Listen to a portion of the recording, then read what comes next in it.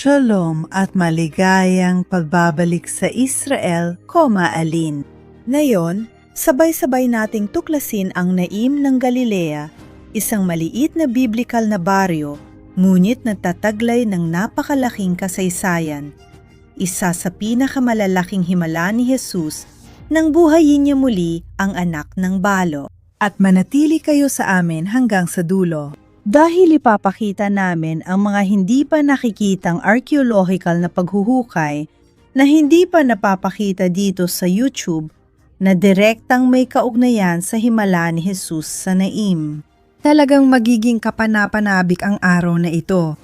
Kaya kung handa na kayo, magsimula na tayo.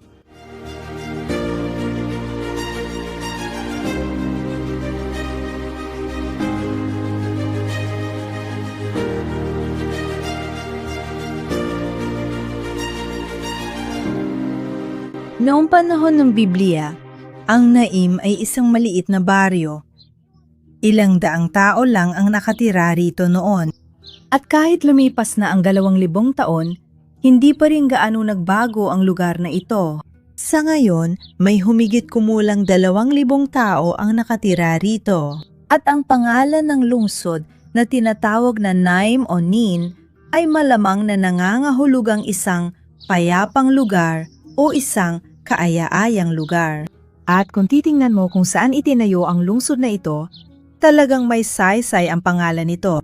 Dahil sa isang banda, naroon ang bundok More at sa kabilang banda, ang lambak ng Jezreel. Ngunit, kahit isa lang itong maliit na baryong agricultural noon, dito ginawa ni Jesus ang isa sa kanyang pinakamalalaking himala. Si Jesus ay nagmumula sa Capernaum na ayon sa mga daan noong panahong yun ay may layong mga 50 kilometro. 2 araw ng paglalakbay at kasama niya ang kanyang mga apostol, mga disipulo at mga bagong tagasunod. At nang si Jesus ay papalapit na dito sa Nain, nasalubong niya ang isang malaking karamihan na palabas ng lungsod. Ngunit hindi ito masayang karamihan tulad ng kasama niya. Sa halip, ito ay isang prosesyon ng libing, puno ng sakit at dalamhati. Lahat sila ay papunta upang ilibing ang anak ng isang balo na pumanaw na. Pagkatapos noon, si Jesus ay pumunta sa isang bayan na tinatawag na Nain. Ang kanyang mga alagad at isang malaking karamihan ay sumama sa kanya. Nang malapit na siya sa pintuan ng bayan, nakita niya ang libing ng kaisa-isang anak na isang balo na papalabas ng bayan. At maraming tao mula sa bayan ang sumama sa kanya.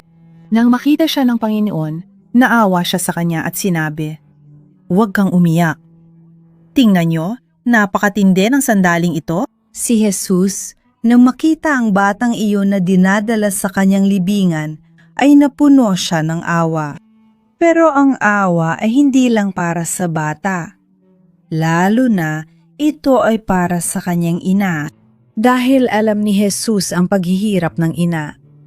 At higit pa ron, alam niya kung ano ang naghihintay sa kanya. Noong panahong yon, ang isang babae na walang lalaking magpoprotekta sa kanya ay napakadelikado ang kalagayan.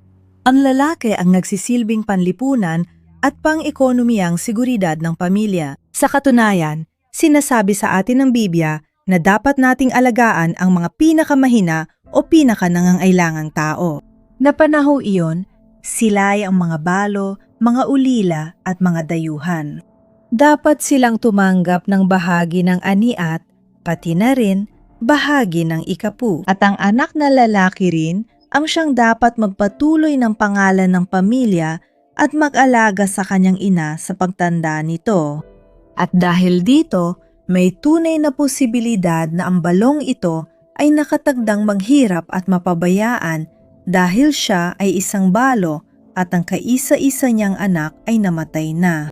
At si Jesus, na alam ang lahat ng ito at lubos na kilala ang lipunan noong panahong yon, ay unang lumapit at kinausap ang ina, ang balo. At pagkatapos lamang nito, siya ay lumapit at kinausap ang binata. At pansinin ninyo na hindi siya humiling ng kahit ano kay Jesus, hindi tulad ng iba na lumalapit kay Jesus upang humingi ng mga himala. Si Jesus, nang makita ang kalagayan at pangangailangan niya, pinili ni Jesus na lapitan siya at tulungan siya. At doon mismo, ginawa ni Jesus ang himala. Kaya, lumapit siya at hinawakan ng kabaong at huminto ang mga nagbubuhat nito. Sinabi ni Jesus, "Binata, iniuutos ko sa iyo, bumangon ka." Umupo ang binata at nagsimulang magsalita, at ibinigay siya ni Jesus sa kanyang ina. Lahat ay napuno ng takot at nagpuri sa Diyos. Pagkatapos ng ating paglalakad sa mga kalye ng lungsod, tingnan ninyo kung saan tayo nakarating. Dito sa tabi natin, narito ang simbahan ng milagro, ang simbahan ng muling pagkabuhay ng anak ng balo. At ang simbahang ito ay itinayo noong 1881. Ibig sabihin, ito ay isang modernong simbahan. Gayunpaman, ito ay itinayo sa ibabaw ng mga labing dihamak na mas matanda. At ang gagawin natin ngayon ay kilalanin ang modernong simbahan. Ngunit higit sa lahat, tingnan ang arkeolohiya ng lugar na ito at, pagkatapos, tingnan din ang arkeolohiyang direktang konektado sa himala ng Naim. Tara na!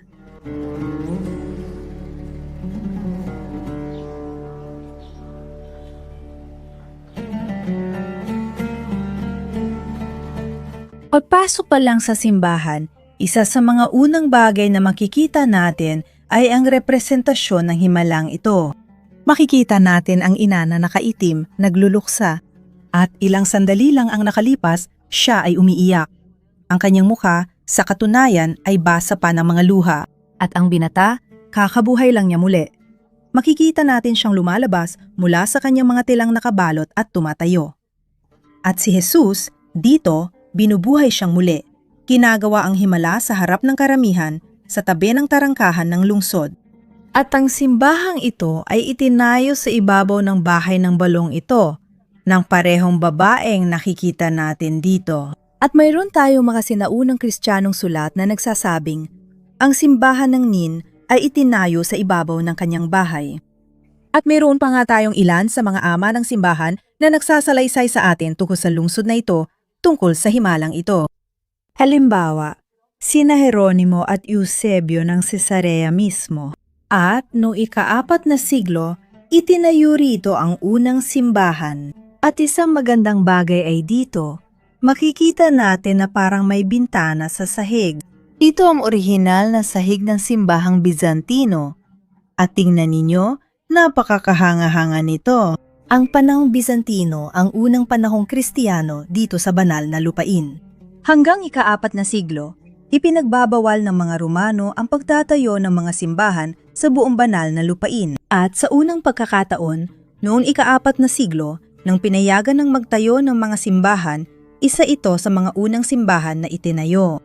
Isipin ninyo ito, isang maliit na baryo sa gitna ng Galilea na noong panahong yon ay may ilang daang tao lang o ilang libong tao sa pinakamadami. At sa maliit na baryong ito, dito mismo itinayo ang isang simbahan na napakahalaga.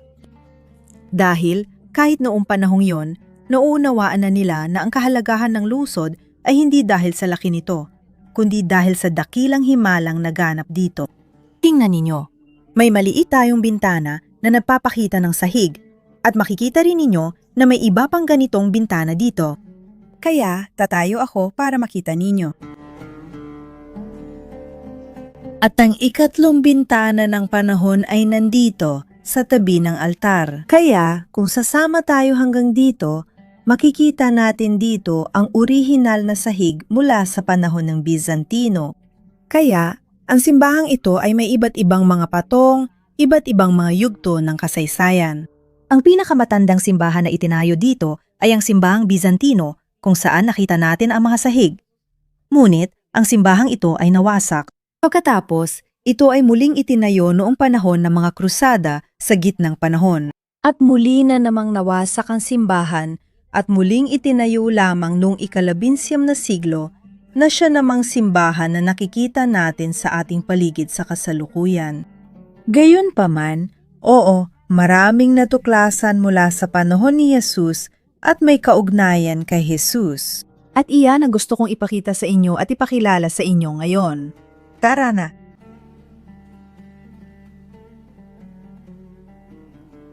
Paglabas pa lang namin ng simbahan, napunta na kami sa isang lugar na maraming bakas ng arkeolohiya. Kahit na minsan, parang medyo nakatago ito. Tingnan ninyo. Ang magandang paso ng bulaklak at succulents. Kung mapapansin, gawa ito sa bato. Ito ay isang sarkopago mula sa panahong Bizantino. Ang sarkopago ay isang uri ng kabaong noon kung saan inilalagay ang katawan. At ito ay isa pang patunay ng presensya ng mga Kristiyano dito noong panahong Bizantino.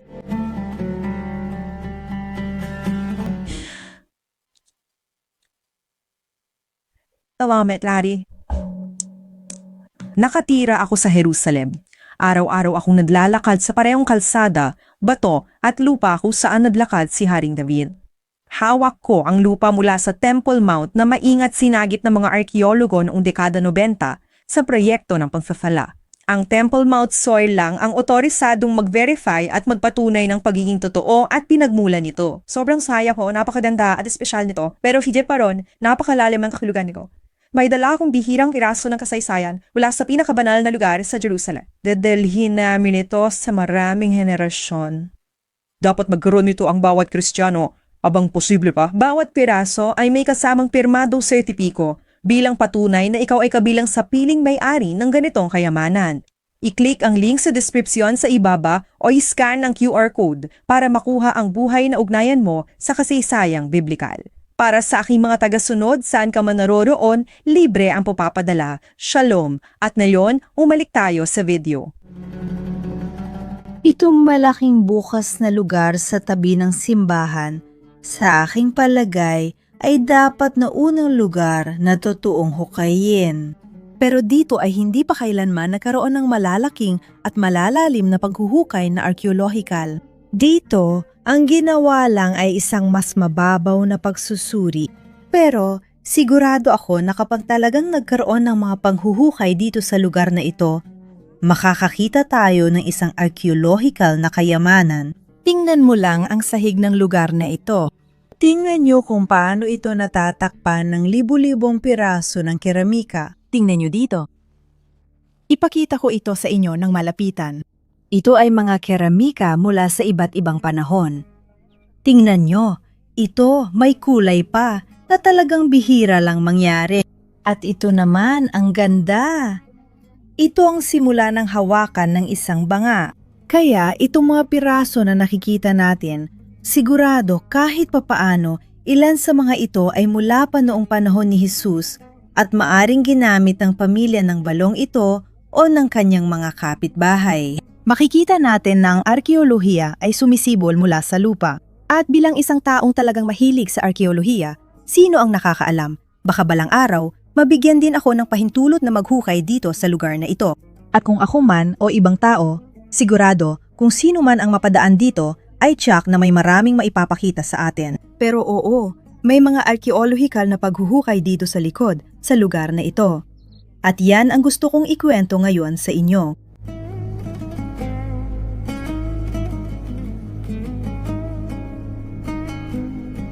Tingnan ninyo, dito, muling itinayo nila ang isang column ng Bizantino. Isang kolumna mula sa unang simbahan ang natagpuan at itinayo dito gamit ang konkreto at makabagong paraan. Ngunit ang lugar na hinukay na malapit lang dito, ilang metro lang mula sa atin, ay hinukay ng isang arkeologong nagangalang Fadi Abu Zedan.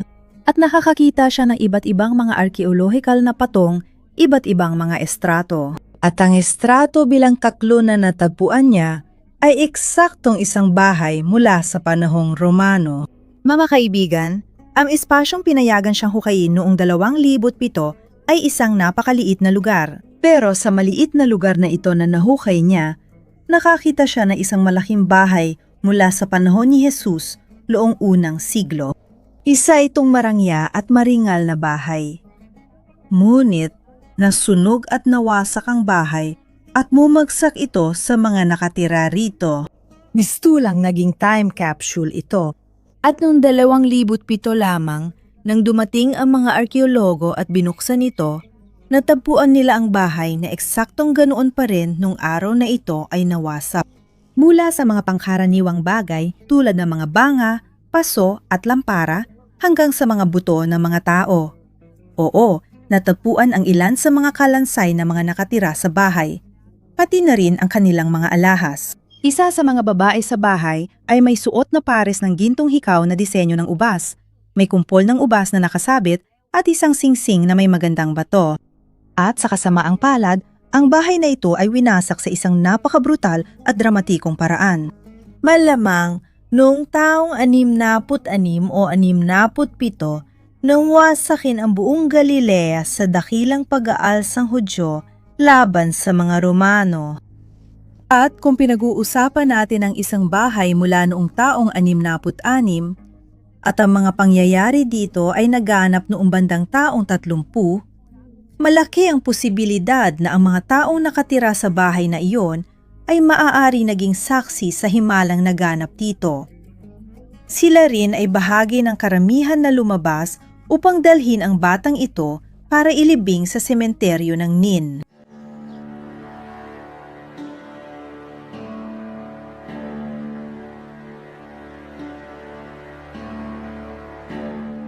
Tingnan ninyo, nasa kabilang bahagi na tayo ng simbahan ngayon at may isang nakakagulat at nakatagong bagay dito. Halika kayo, sumama kayo sa akin. May isang lugar dito na parang hindi mo aakalaing pasukan o daanan ito, pero may pahintulot tayong pumasok. At tingnan ninyo kung gaano kakahanga-hanga ang lugar na ito na parang iniwan na pero nagtatago ng mga lihim na arkeolohikal. Kaya tara, sumuong tayo.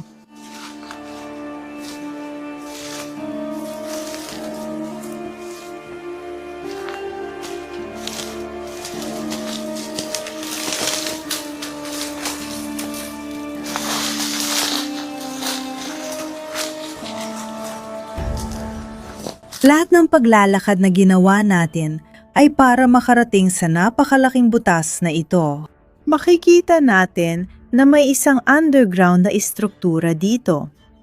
Pero hindi pa natin alam kung ano ito, sino ang gumawa nito, at higit sa lahat kung anong panahon ito ginawa.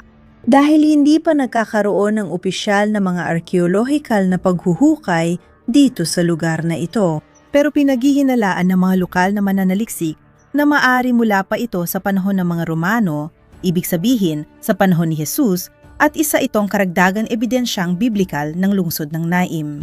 At isang magandang tanong ay, ano kaya ang nakatago dito sa ilalim? At ito nga ba ay mula sa panahon ng mga Romano o baka naman mula sa panahon ng mga Bizantino? Pero oo, may mga usapan ngayon na baka ngayong taon din sa 2026 magsimula na ang mga arkeolohikal na paghuhukay sa mga lugar na ito. Kaya siguro sa malapit na hinaharap, maari ko nang masabi sa inyo ng masigurado kung ano ito, kailan ito ginawa at sino ang nagtayo nito. Pero sa ngayon, isa pa rin itong malaking tandang pananong. At tingnan nyo kung gaano ito kahanga-hanga.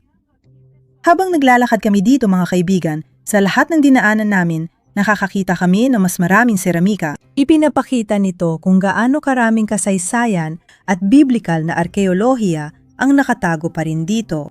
Palagi naming sinisikap dalhin sa inyo lahat ng balita at kamanghamanghang bagay mula sa banal na lupain at Israel, direkta para sa inyo. Kaya kung gusto ninyo ang aming ginagawa at nais ninyong suportahan kami, huwag kalimutang mag-like at mag-subscribe dito sa aming channel. Dahil napakalaking tulong ito para maipagpatuloy namin ang proyektong ito. Ibinabalik natin ang arkeolohiya sa tamang lugar at ipinagpapatuloy ang ating paglalakbay.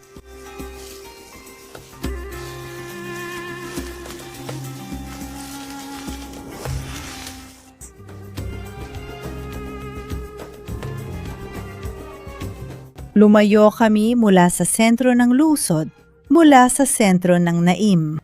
At ang ipapakita ko ngayon sa inyo, masisiguro kung wala pang YouTube channel, TV o dokumentaryo ang kailanman ng pakita ng lugar na ito. Pero ito ay isang bagay na napakakahanga-hanga, napakakonektado sa himala sa Biblia, na hindi namin pwedeng palampasin ang papunta sa lugar na ito.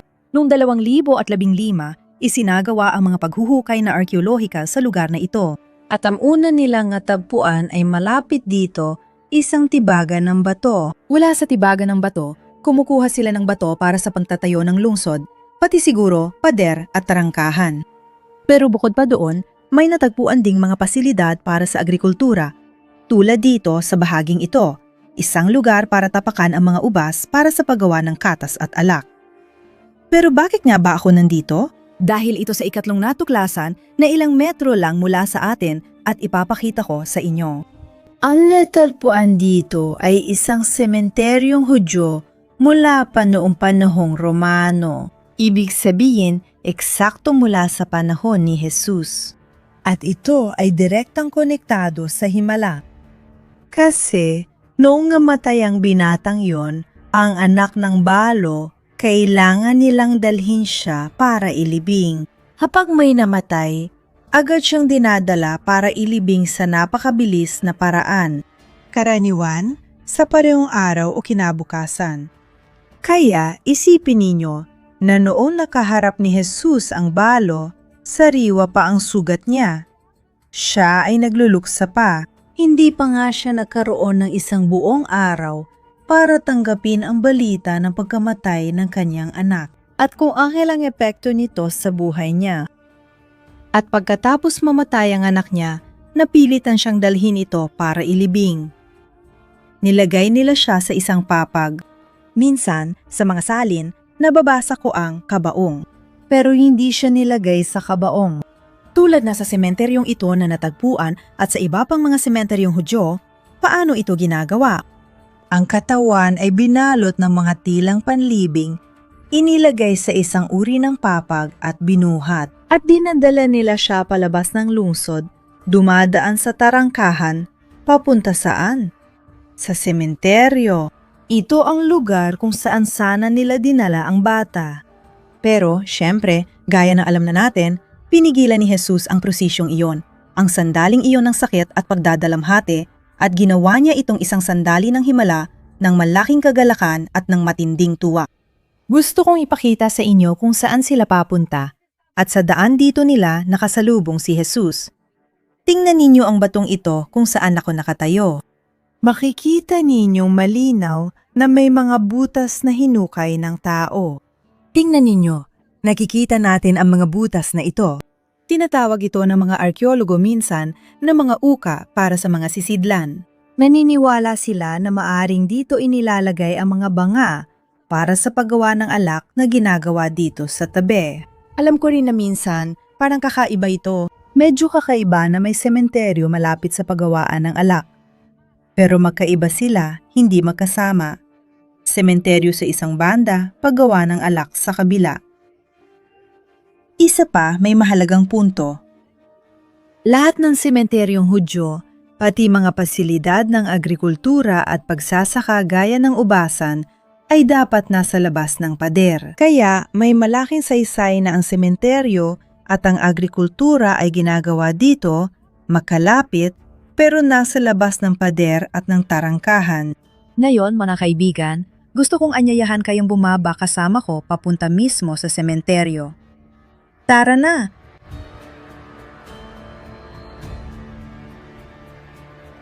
Medyo nawalan ako ng salita dito sa lugar na ito.